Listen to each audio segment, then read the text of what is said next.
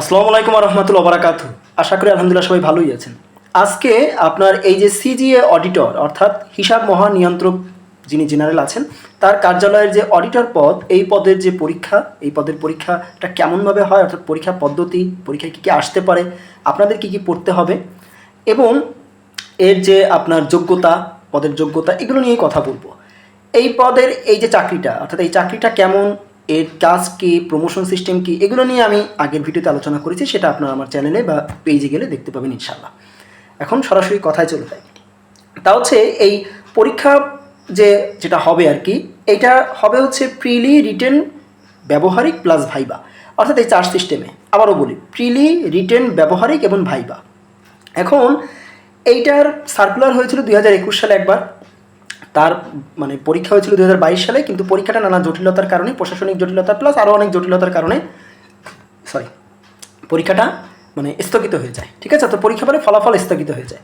পরবর্তীতে এই বছর এই জুলাই মাসে রিসার্কুলার হয়, এবং মজার বিষয় হচ্ছে রিসার্কুলার হওয়ার পরেও পদের সংখ্যা কিন্তু বাড়েওনি কমেওনি, তার মানে সেই 378টাই পদ আছে। ওকে, তো এগুলো নিয়ে আলোচনা আগে করেছি, এখন আমি একটু সরাসরি আলোচনায় যাই। তো দেখুন, এই সিজিএ অডিটর পদে পরীক্ষা পদ্ধতিতে যাওয়ার আগে আপনারা আমাকে মোট 3টা জরুরি প্রশ্ন করেছেন। সেই 3টা জরুরি প্রশ্নের আগে উত্তরটা দিয়ে নিই, তাহলে আপনাদের জন্য সুবিধা হবে। খেয়াল করেন, তা হচ্ছে, স্যার এই পদে আবেদনের যোগ্যতা কী? দেখুন, অনার্স বা সমমান চেয়েছে। সেক্ষেত্রে যে কোনো মানে যারা বিষয় অনার্স করেছেন বা সমমানের ডিগ্রি যাদের আছে তারা এখানে আবেদন করতে পারবেন। অনেকে বলেন যে স্যার আমরা যে ডিগ্রি পাস করেছি আমরা কীভাবে আবেদন করব? দেখুন, ডিগ্রি পাস তো আসলে অনার্স পাশে সমমান হয় না। আপনাদের যদি ডিগ্রি পাশাপাশি যদি 2 বছরের মাস্টার্স পাস করা থাকে, 2 বছরের, ওই শুধু পিলি পাস না কিন্তু মাস্টার্সের 2 বছরের মাস্টার্স পাস কমপ্লিট থাকতে হবে। যদি এইটা থেকে থাকে তাহলে আপনারা আবেদন করতে পারবেন। আবেদন শুরু হচ্ছে 6 আগস্ট থেকে এবং শেষ হচ্ছে 27 আগস্ট। ওকে, এর পাশাপাশি কম্পিউটারে প্রশিক্ষণ প্রাপ্ত হতে হবে, অর্থাৎ সার্টিফিকেট থাকতে হবে কম্পিউটারের প্রশিক্ষণের উপরে, এবং এই সার্টিফিকেটটা কিন্তু আপনাকে ব্যবহারিকের সময় শো করতেই হবে। এটা বাধ্যতামূলক শো করতে হবে আপনাকে। ওকে, আবারও বলছি, বাধ্যতামূলক শো করতে হবে অডিটর পদের জন্য। এর পাশাপাশি অনেকে বলেছেন স্যার টাইপিং টেস্ট আছে কি না? না, টাইপিং টেস্টের কথা কোথাও উল্লেখ নাই সার্কুলারে। সো এটা এই অডিটর পদে টাইপিং টেস্টটা না হওয়ার সম্ভাবনাই সবচেয়ে বেশি, এবং আমি যতদূর জানি 99% এটা হবে না, কিন্তু বাকি যে অর্থাৎ মাইক্রোসফট অফিস অ্যাপ্লিকেশনের যে কাজগুলো আছে এইগুলো হবে, এইগুলো আপনাকে মানে ব্যবহারিকের সময় দেখবে আপনার, অর্থাৎ ওয়ার্ডের কাজ, এক্সেলের কাজ, পাওয়ার পয়েন্টের কাজ, এইগুলো দেখবে আর কি। তবে যারা জুনিয়র অডিটরের ওই যে 92টা পোস্টে যারা পরীক্ষা দিবেন তাদের কিন্তু টাইপিং টেস্ট বাধ্যতামূলক। আমি আবারও বলছি, জুনিয়র অডিটর পদের যে 92টা যে পদ আছে, এই জুনিয়র অডিটর পদে কিন্তু টাইপিং টেস্ট বাধ্যতামূলক, লেখাই আছে সার্কুলারে, ভালো করে খেয়াল করে দেখেন। ঠিক আছে, তো এখন যে কাজ, এই বিষয়টা আমরা জানলাম। এবার আসেন হচ্ছে এই পরীক্ষাটা কোথায় হবে এবং পোস্টিং কোথায় হবে। দেখুন, পরীক্ষা হবে হচ্ছে ঢাকায়, এটা আমি যতদূর জানি, মানে এতদূর পর্যন্ত জেনেছি এটা ঢাকাই হওয়ার কথা। যদি কোনো কারণে নিজ জেলা বা বিভাগে দেয় সেটা আলাদা কথা, তবে মনে হয় না এটা হবে। ঠিক আছে, আর পোস্টিং হচ্ছে প্রথমে নিজ জেলা বা উপজেলাতে দিবে যদি আপনার মেধা তালিকায় আপনার অবস্থান অনেক উপরে থাকে, আর যদি তা না হয় তাহলে আপনি বাংলাদেশের যে কোনো মানে জায়গায় জেলা বা উপজেলা পর্যায়ে আপনাকে পোস্টিং দিয়ে দেওয়া হবে, অর্থাৎ যেখানে যেখানে পদ ফাঁকা আছে আর কি। তৃতীয় যে প্রশ্ন, তা হচ্ছে পরীক্ষা কবে হবে।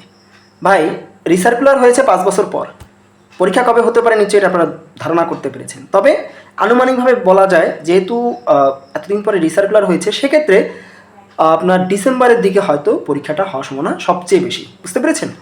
তো যদি এর আগে হয়তো হলো, তবে না হওয়ার সম্ভাবনা সবচেয়ে বেশি ডিসেম্বরের দিকেই হবে বা তারপরে হওয়ার সম্ভাবনা আছে। ওকে, তো এই গেল হচ্ছে আপনাদের মানে জরুরি প্রশ্ন যেগুলো ছিল সেইগুলা।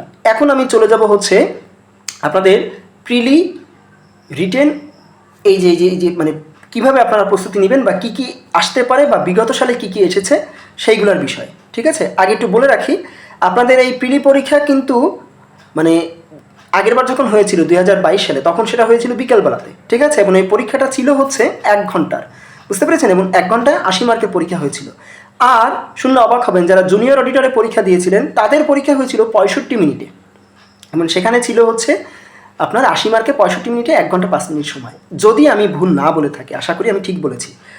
তো যাই হোক, এখন চলে যাই আপনাদের এই পিলিতে কি আসছিল বা কি আসতে পারে, রিটেনে কি আসছিল বা আসতে পারে, এই বিষয়গুলোতে। ঠিক আছে, তো দেখা হচ্ছে ওইখানে। ওকে, আল্লাহ হাফিজ। প্রিলিতে আপনাদের যেগুলো আসবে তা হচ্ছে বা গত 22 সালে যেগুলো এসেছিলো সেগুলো আগে একটু খেয়াল করেন, তাহলে আপনারা ধরতে পারবেন যে আসলে কী কী আসতে পারে। বাংলাতে 20 মার্কের মতন এসেছিল, সেখানে বাক্য শুদ্ধকরণ এসেছিল একটা, সমার্থক শব্দ দুটা, শব্দ একটা, পদ প্রকরণ একটা, বাক্য একটা, সন্ধি একটা, এগুলো থেকে একটা একটা করে, সমাস থেকে দুটা, বাচ্য থেকে একটা, বাগধারা থেকে একটা, এক কথার প্রকাশ থেকে একটা, এবং সাহিত্য থেকে 8টা, মানে 8। বুঝতে পেরেছেন? এই গেল। এবার ইংরেজিতে যেগুলো এসেছিলো তার মানে বোঝা যাচ্ছে যে এইগুলো থেকেই আসার সম্ভাবনা আবারও আছে। ওকে, এইগুলো তো আসবেই, প্লাস বাকি যেসব বিষয়গুলো থাকে আর মানে সাধারণত আপনার পিলিতে যেগুলো আসে আর কি সেগুলো, তবে বাধ্যতামূলক এগুলো আসবে। তার মানে সাহিত্য কিন্তু অনেক বেশি আসবে, এবং ওখানে মুসলিম সাহিত্যকর্ম এসেছিল অনেক বেশি 22 সালে যে প্রশ্নটা হয়েছিল। এর পাশাপাশি ইংরেজিতে আসবে হচ্ছে জেন্ডার এসেছিল আর কি, জেন্ডার একটা এসেছিল, পাওয়ার্স অফ স্পিচ থেকে একটা এসেছিল, ওয়ান ওয়ার্ড সাবস্টিটিউশন অর্থাৎ এক কথা প্রকাশ, এটা থেকে দুটা, রাইট ফর্ম অফ ভার্বস একটা, মিনিং থেকে 5টা। বুঝতে পেরেছেন? তার মানে এই শব্দের অর্থটা কি সেটা থেকে 5টা এসেছে, অ্যানালজি থেকে দুটা, ইডিয়াম অ্যান্ড ফ্রেজ থেকে দুটা, সিনোনিম থেকে দুটা, নাম্বার থেকে একটা, অ্যাপ্রোপ্রিয়েট প্রিপোজিশন থেকে দুটা, এবং লিটারেচার থেকে একটা। তার মানে লিটারেচার মাত্র একটা এসেছিল, লিটারেচারে আসার সম্ভাবনা খুবই কম আর কি। গণিতে দেখেন, গণিতে সংখ্যা থেকে এসেছে 3টা, ঐকিক নিয়ম থেকে একটা, বর্গ থেকে একটা, শতকরা থেকে দুটা, ভগ্নাংশ থেকে একটা, মান যেটা মান কত আর কি, এইটা বের করতে হবে, এটা থেকে 4টা বলা হতে পারে এটা মান কত, এরকম 4টা এসেছে। গড় থেকে দুটা, পরিমাণ কত এটা থেকে এসেছে 3টা, ক্ষেত্রফল ও পরিসীমা এর মানে এটার পরিমিতি অধ্যায়টা কি, এটা থেকে এসেছে দুটা, এবং মান নির্ণয় থেকে একটা। ওকে, আর সাধারণ জ্ঞান থেকে এসেছে, বিজ্ঞান ও আইসিটি থেকে প্রশ্ন এসেছে, ইতিহাস থেকে এসেছে, মুক্তিযুদ্ধ ও সাম্প্রতিক ঘটনা প্রবাহ অর্থাৎ ওই সময়ের সাম্প্রতিক ঘটনা প্রবাহ থেকে এসেছে আর কি। তো এই গেল হচ্ছে প্রিলি। এবার আসেন হচ্ছে রিটেনে। রিটেনটা একটু ভালো করে খেয়াল করেন। এখানে বাংলায় এসেছে কারক ও বিভক্তি নির্ণয়, বাক্য শুদ্ধকরণ, ব্যাস বাক্য সহ সমাস নির্ণয়, সাহিত্য অংশ এবং অনুচ্ছেদ। অর্থাৎ এই যে 1 2 3 4 5 6, একটু খেয়াল করি, 1 2 3 4 5 6, হ্যাঁ এই যে 6টা টপিক থেকে মোটামুটিভাবে এসেছিল বাংলাতে। ঠিক আছে, তো বাংলাতে ছিল 20 মার্ক আর কি। এখন অনুচ্ছেদ হিসাবে 2022 সালে এসেছিল হচ্ছে বাংলাদেশের সংবিধান। এবার এটা আসবে কিনা বলা যাচ্ছে না, তবে এবার অনুচ্ছেদ হিসেবে যা যা আসতে পারে তা হচ্ছে বাংলাদেশের মুক্তিযুদ্ধ ও বর্তমান রাজনৈতিক পরিস্থিতি, বিশ্বকাপ ফুটবল 2026, পদ্মা ব্যারেজ ও বাংলাদেশ, অপসংস্কৃতি ও যুব সমাজ, দুর্ঘটনার অর্থাৎ সড়ক দুর্ঘটনার কারণ ও প্রতিকার, বার্ষিক উন্নয়ন কর্মসূচি 2026-27, সৃজনশীল অর্থনীতি প্রেক্ষাপট ও বাংলাদেশ, নবম পে স্কেল ও মুদ্রাস্ফীতি অর্থাৎ নবম পে স্কেলের সাথে মুদ্রাস্ফীতির কী সম্পর্ক, এই ধরনের বিষয়গুলো আমার কাছে মনে হলো আসার সম্ভাবনা সবচেয়ে বেশি, তাই আমি আপনাদেরকে দিলাম। ইংরেজিতে একটু দেখেন, ইংরেজিতে এসেছিল হচ্ছে 2022 সালে যে 20 মার্ক, তার মধ্যে এসেছিল ট্রান্সলেশন অর্থাৎ Bengali to English, transformation of sentences অর্থাৎ simple complex compound, meaning of idioms and phrases and sentence making with them, এগুলা, ভয়েস চেঞ্জ অর্থাৎ অ্যাক্টিভ টু প্যাসিভ আবার প্যাসিভ টু অ্যাক্টিভ, ন্যারেশন যেটা ডিরেক্ট টু ইনডিরেক্ট আবার indirect to direct, এরপর হচ্ছে correction of sentences. ওইবার কোনো paragraph আসেনি, তবে এবার প্যারাগ্রাফ কিন্তু আসতে পারে। আর যদি তাই হয় তাহলে বাংলাতে যে প্যারাগ্রাফগুলো আমি দিয়েছি অনুচ্ছেদ, এগুলো সবচেয়ে গুরুত্বপূর্ণ, মানে এগুলোই ইংলিশ আকারে আসতে পারে। বুঝতে পেরেছেন? গেল আর কি। এরপরে গণিতে এসেছিল 20 মার্ক, সেখান থেকে এসেছিল মান নির্ণয়ের উপরে, বর্গের বিয়োগফল, ঐকিক নিয়ম, সংখ্যা এবং সুদাসর, এইগুলোর উপরে অঙ্ক এসেছিল আর কি 20 মার্কে।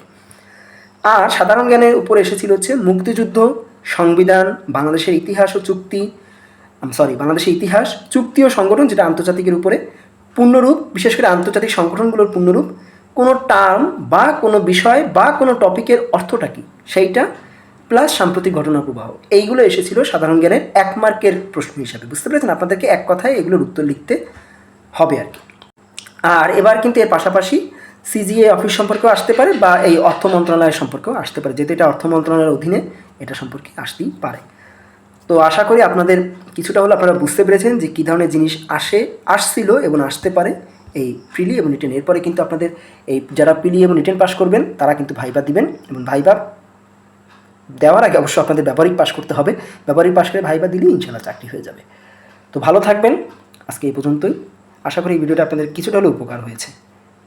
ভালো থাকবেন, আবারও বললাম আল্লাহ হাফেজ, আসসালামু আলাইকুম ওয়া রাহমাতুল্লাহি ওয়া বারাকাতুহু।